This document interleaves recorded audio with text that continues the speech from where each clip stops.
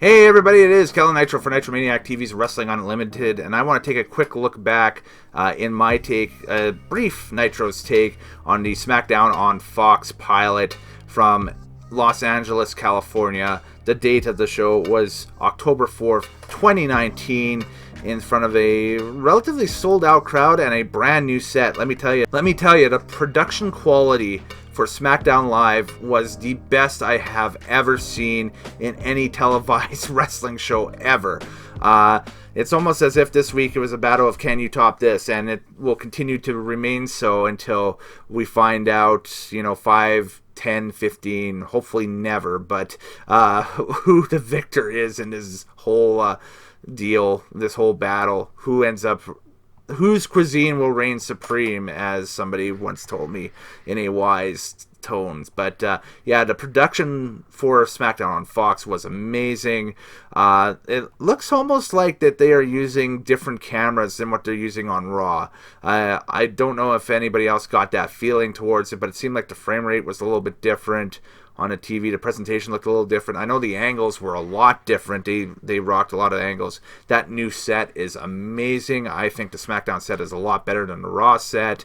And just the blue and everything in the arena just looked top notch. Michael Cole, Corey Graves, the simple two-man booth instead of the schmoz of the Freeman booth worked for me. I really enjoyed that. It was kind of funny seeing Aaron Andrews in a backstage reporter role for WWE. We'll have to wait and see if that continues, or if that's like a Fox Sports thing, or if that was just a one-off. And basically Renee Young was relegated to doing backstage duty for WWE.com, so who knows what her status is, if she's going to be the third person in the booth again on SmackDown, or what the deal is, or if this was just a thing off the top of the show for a pilot or something. But I was really wowed by the production quality for this. This was, again, the best production quality I've seen for any televised show this year. Opening segment, The Rock and Becky Lynch basically besmirching King Corbin.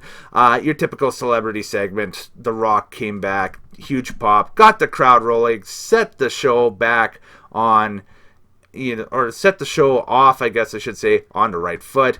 It did what it did, got Becky over big time, which it should.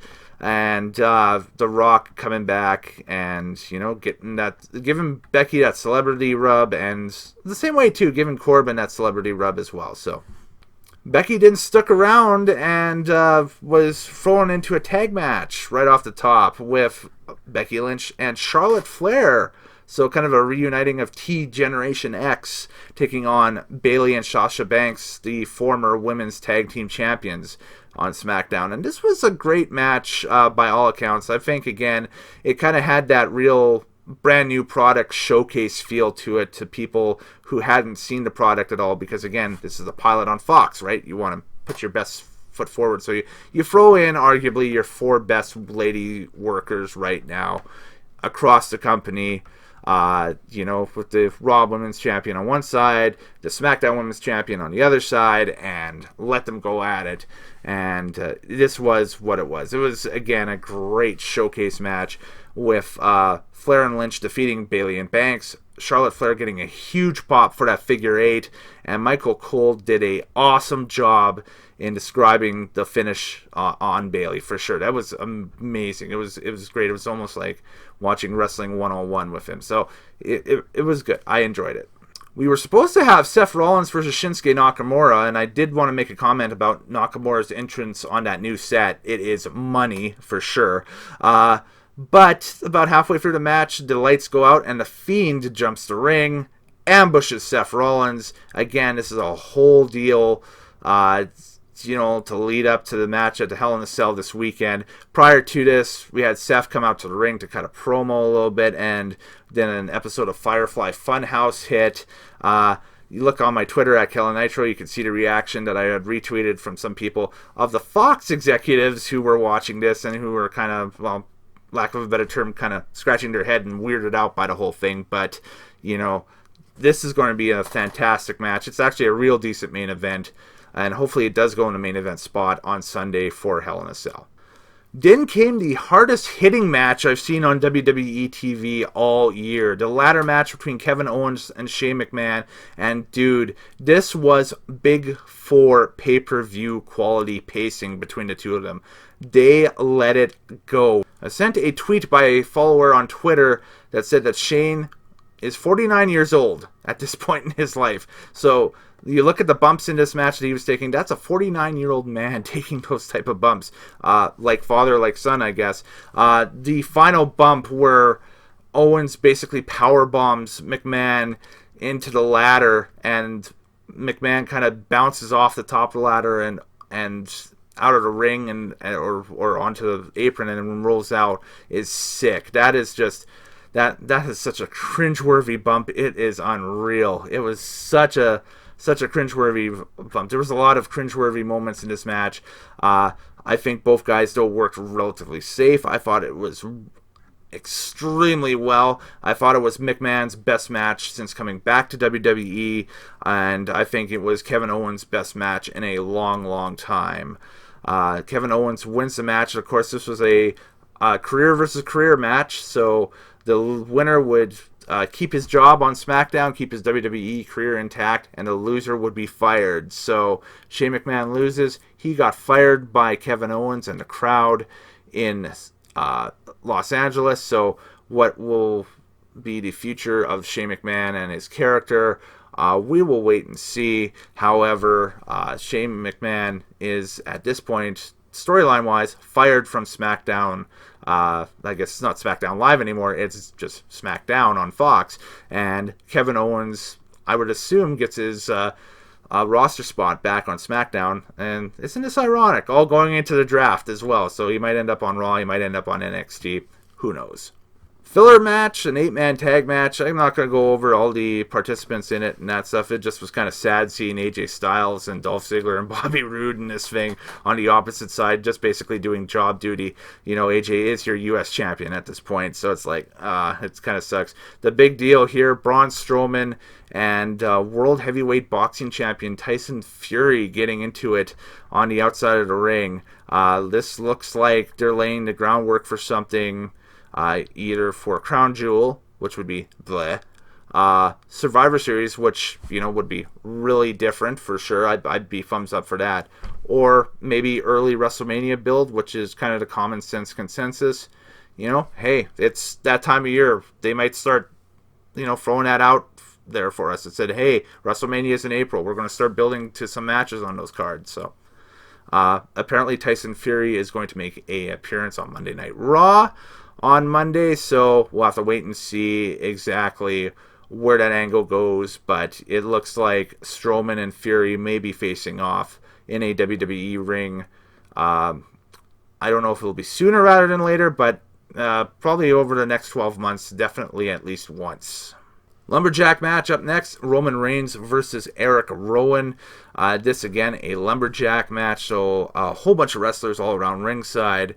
And basically, this was just to set up the big tag team match happening on the pay-per-view on Sunday, where you have the oddball tag team of Roman Reigns, Daniel Bryan, taking on the bludgeons of Rowan and Harper in a match. And you know, that was Reigns got the win over Rowan. Again, just more match build for Sunday, and we'll have to wait and see where the storyline kind of picks up and continues. But then this kind of felt like a match that kind of maintained the storyline a little bit. The big blow off of this thing is going to happen on Sunday. Then came the controversial bit of the evening, WWE Champion Kofi Kingston versus Brock Lesnar. This was the main event of the show, and Lesnar squashes Kofi in about 10 seconds. You know, realistic result, yes. You know, Lesnar is the champion that Fox wants for their brand. There you go. And it'll be a champion where he could come in maybe once a month and maybe defend it at the best of times. You know, the ultimate part-timer is Brock Lesnar. So there you go. The whole thing itself, I really kind of rolled my eyes at and was like, okay, why are they doing this? Until Rey Mysterio brought out Cain Velasquez. And Velasquez was a guy, since his performances in AAA and that stuff, and I guess, showing the crowd, the wrestling public, that he can actually go in the ring, was a guy that all of a sudden showed up on AEW and WWE's radar. And I think that the opportunity to be mentored by Rey Mysterio in a storyline and to work with Rey Mysterio was something too good for Velasquez to pass up. There's always been talk in the past between a mutual respect between both individuals, between Rey and Velasquez. I think Dominic has even trained with Velasquez at Velasquez's training camp and that stuff for, kind of doing some MMA stuff and everything. So the friendship is there. So it's a no-brainer for sure to bring him in. And it creates an interesting little dynamic. Where does this storyline go between Velasquez, the one guy who beat Lesnar all those years ago in the UFC, and Lesnar, who is this unstoppable juggernaut? Because Lesnar took the beating from Velasquez last night and kind of powdered out to the outside like a heel. So, it builds it up, and this is what they want on Fox. And arguably, SmackDown now is the new flagship. It's not Raw.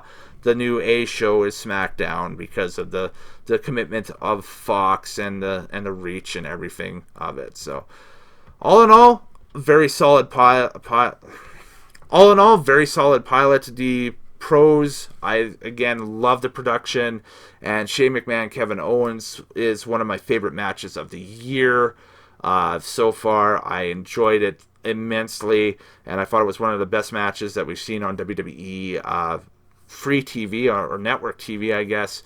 That wasn't on a pay-per-view or anything like that this year. So I'll give the SmackDown on Fox pilot a solid 8 out of 10. A definite will watch again.